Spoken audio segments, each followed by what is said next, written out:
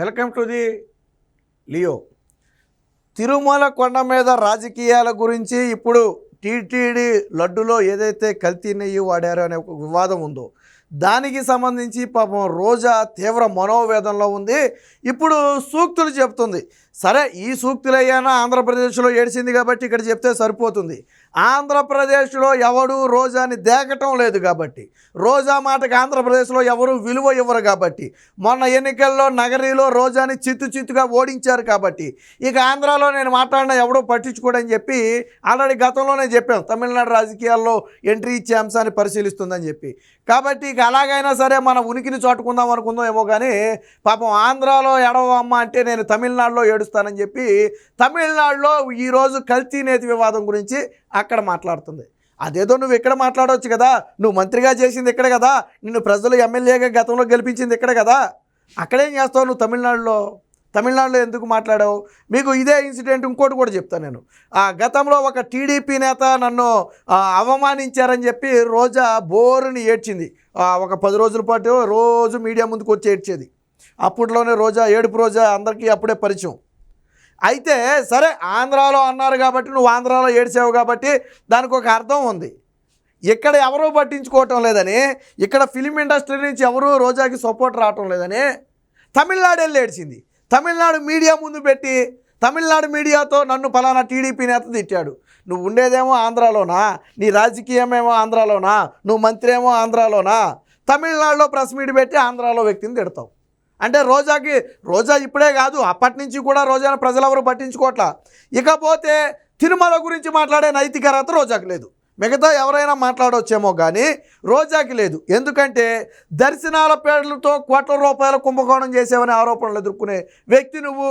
వారం మందిని వెనకమాల వేసుకుని వెళ్ళిపోయి ఒక 50 మందినో 30 మందినో వాళ్ళకి దర్శనాలు చేయించి వాళ్ళ దగ్గర నుంచి ఆమ్యామ్యాలు తీసుకున్నావు అనేది ప్రధాన ఆరోపణ. అది నిజమో కాదో వెంకటేశ్వర స్వామికి నీకు తెలియాలా, అది పక్కన పెడదాం.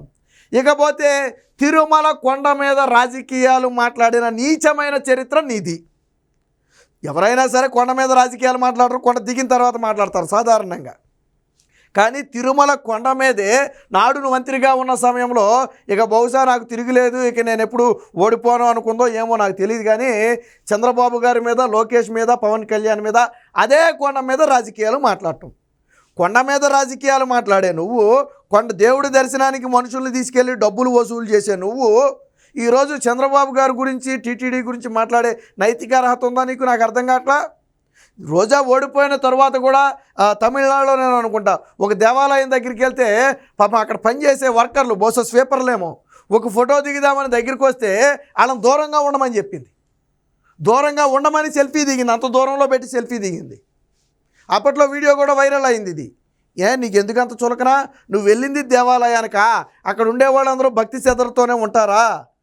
అక్కడ పాపం పనిచేసే కార్మికులు నీకు దగ్గరికి వస్తే అవమానమా? గతంలో నువ్వు అనలేదా పోలీసుల్ని ఆ దగ్గర రండి, మేమేమి ఎస్సీ ఎస్టీలు కాదనంటే ఎస్సీ ఎస్టీలు అయితే చులకనా? వాళ్ళైతే దగ్గర రాకూడదా? ఇలాంటి నువ్వు ఈరోజు తిరుమల రాజకీయాల గురించి మాట్లాడుతున్నావు. అసలు ఓడిపోయిన తర్వాత నువ్వు నగరిలో ఎక్కడైనా అడుగుపెట్టావా?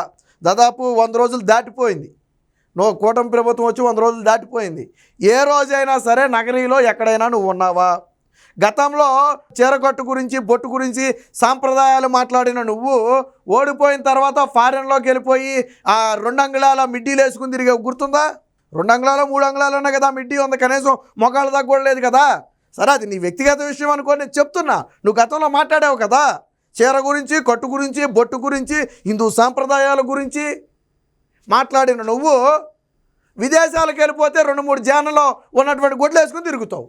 నువ్వు ఈరోజు సనాతన ధర్మం గురించి లేకపోతే చంద్రబాబు గారి గురించి మాట్లాడటం, చేసేదేమో వెధవ పనులా, చెప్పేదేమో నీతి సూక్తులా? ఏం మాట్లాడుతుంది ఏనండి? தமிழ் వచ్చిన వాళ్ళకైతే అర్థమవుద్ది. பாப்டிசம் எடுத்திருக்காங்க, நான் கூட எடுத்திருக்கேன்னு சொல்லிட்டு அவர் சொல்லியிருக்காரு. இப்போ சனாதன தர்மம்னு சொல்லி நாங்க ஏதோ தர்மத்தை ராங்கா பண்றோம், அவங்க கரெக்டா பண்ற மாதிரி பேசுறது எங்களுக்கு ஒன்றும் புரியல. అది మొత్తానికి ఏదో సనాతన ధర్మం గురించి అయితే మాట్లాడుతుంది, ఏదో బాప్టిజం గురించి కూడా మాట్లాడింది. మరి ఆ బాప్టిజం ఏంటో, సనాతన ధర్మం ఏంటో మనకైతే తెలియదు. కానీ ఎక్కడ మాట్లాడింది అయ్యా అంటే తమిళనాడులో మాట్లాడింది, ఎక్కడ కాదు, అందుకే తమిళ్లో మాట్లాడుతుంది. తిరుపతి మేళ ఇవ్వల పెరియ பழி போட்டுட்டு சாமியை வந்து ரோட்டுக்கு கொண்டு வந்துட்டாங்க. இந்த அவரோட பாலிடிக்ஸ், அவரு சர்வைவ் ஆகிறதுக்கு, அவர் பண்ண தப்பு எல்லாமே யாரும் பார்க்கக்கூடாது பேசக்கூடாதுங்கிறதுக்கு பண்ணிட்டாரு. తిరుమల మీద ఎన్ని దుర్మార్గమైనటువంటి పనులు చేసినటువంటి రోజా ఈరోజు తిరుమల గురించి, తిరుమల లడ్డు గురించి మాట్లాడుతుంది. రోజాకి నేను స్ట్రైట్గా ఒకటే అడుగుతున్నా, ఎందుకు జగన్మోహన్ రెడ్డిని సిబిఐ ఎంక్వైరీ కోరమని నువ్వు అడగలేకపోతున్నావు? తిరుమలలో నిజంగా లడ్డూలో కల్తీ జరగకపోతే, ఏఆర్ సంస్థ లడ్డు నేతిలో కల్తీ చేయకపోతే, ఎన్డీడీబీ ఇచ్చినటువంటి రిపోర్టు తప్పని మీరు అంటున్నదే నిజమైతే, 4 ట్యాంకర్లే పంపారు 8 ట్యాంకర్లు పంపలేదు అన్నది నిజమైతే ఎందుకు మీరు సిబిఐ విచారణ కోరటం లేదు? ఎందుకు జగన్మోహన్ రెడ్డి నరేంద్ర మోదీకి అన్ని పేజీల లెటర్ రాసి ఎక్కడో కూడా సిబిఐ ఎంక్వైరీ కోరాలని ఎందుకు రాయలేదు? ఇన్ని పేజీలు లెటర్ రాశాడు. ఒక రకంగా ఏం చేశాడు? బీజేపీ వాళ్ళని బ్లాక్మెయిల్ చేశాడు ఆ జగన్మోహన్ రెడ్డి. ఆ టీటీడీ బోర్డులో మీ బీజేపీ పెద్దలు చెప్పిన వాళ్ళని కూడా పెట్టాను, వాళ్ళకు కూడా బాధ్యత ఉంటుందని చెప్పి బ్లాక్మెయిల్ చేశాడు. మరి ఎందుకు సిబిఐ ఎంక్వైరీ కోతలా? రాష్ట్ర ప్రభుత్వం మీద మీకు నమ్మకం లేదు, ఓకే పక్కన పెడదాం. సిబిఐ ఎంక్వైరీ ఎందుకు జగన్మోహన్ రెడ్డి కోరలేదు? ఎందుకు జగన్మోహన్ రెడ్డిని నువ్వు సిబిఐ ఎంక్వైరీ అడగాలని నువ్వు ఎందుకు ఒప్పించలేదు?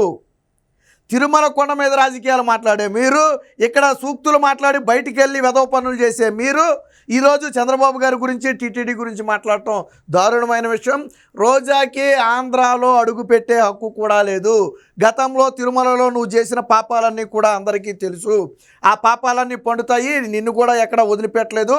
గతంలో తిరుమల ఏదైతే దర్శనాల పేరుతో తీసుకువెళ్ళి స్కాములకు పాల్పడ్డావో, నిబంధనలు కరోనా సమయంలో కూడా జనాన్ని వేసుకుని వెళ్ళిపోయింది. కరోనా సమయంలో కూడా అంతమందిని వేసుకుని జనాలు వేసుకుని వెళ్ళిపోయింది. అలాంటి నీచమైనటువంటి పనులు చేసిన నువ్వు ఈరోజు తిరుమల గురించి మాట్లాడటం, తిరుమల రాజకీయాల గురించి మాట్లాడటం, కొండ మీదే రాజకీయాలు మాట్లాడిన నువ్వు ఈరోజు పక్క రాష్ట్రంలోకి వెళ్ళి మాట్లాడటం. ఎందుకంటే ఆంధ్రప్రదేశ్లో నేను దేకేవాళ్ళు లేడు, నీ గురించి పట్టించుకునేవాళ్ళు లేడు. అసలు నీకు పార్టీలో పదవి ఉందో లేదో కూడా ఎవరికీ తెలియదు. ఇప్పటివరకు నగరీలో వచ్చేసారి నీకు టికెట్ ఇస్తారో లేదో కూడా ఎవరికీ తెలియదు. అలాంటి నువ్వు ఈరోజు మాట్లాడటం, ప్రజలు మొన్న ఎన్నికల్లో మీకు బుద్ధి చెప్పారన్న విషయం గుర్తుపెట్టుకోవాలి. 5 ఏళ్ల పాటు మీరు రాజకీయం చేశారు చూశారు ప్రజలు. చూసిన తర్వాత ఏం చేశారు?